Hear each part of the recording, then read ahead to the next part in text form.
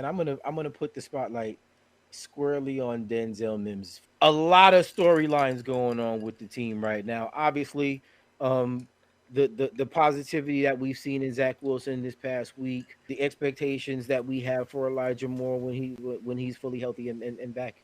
Hopefully he'll be able to go this week. What we can expect to see from Michael Carter when he comes back and has the benefit of some of the play action successes that we'll have that are going to open up running lanes, and that'll give him opportunities out of the backfield also. But all of these things to kind of again put the spotlight on Denzel Mims and what he could actually bring to this offense if he turns out to be the player that we thought that we were getting when we drafted him. With the unfortunate injury, obviously, to Corey Davis and him being out for the remainder of the season, the consensus is that Mims should be able to step into his role. Isn't that, from what I understand, his position on the depth chart? He is directly behind Corey Davis. Let's give him the shots, man. You know what I'm saying? I mean, we want to see everybody ball. We need to see him go out. And if I know that there's a lot to be said right now for what people's perception of him is. We have seen him drop some passes. We have seen him, obviously make some mistakes. But I think that maybe, you get better at playing football by playing football. And I think this is an opportunity right now for him to get plenty more reps in much bigger situations. We're talking about a kid right now who, for the season, 8 catches, 130, the big 40-yarder.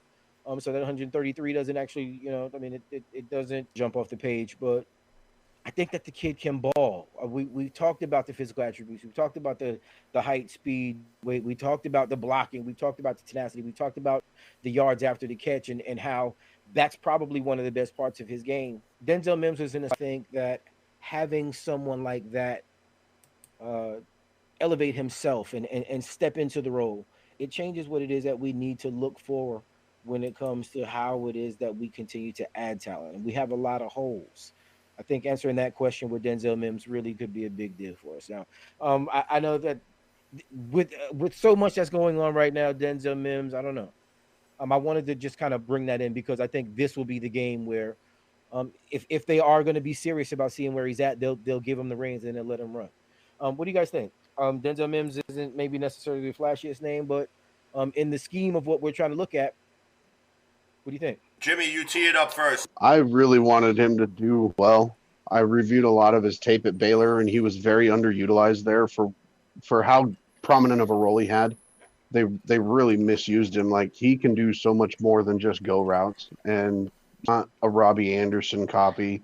I don't know what has been happening behind the scenes, but there's something wrong. I just think that at this point, I would just rather see him move on and maybe find another coaching staff that he clicks with or whatever the case may be. But it doesn't matter how good a kid is. If he's not on the field and he's not doing what he's being paid to do, Yeah. then it doesn't make any difference to us. I think that speaks to what it is that I kind of am pointing the spotlight at him for, right?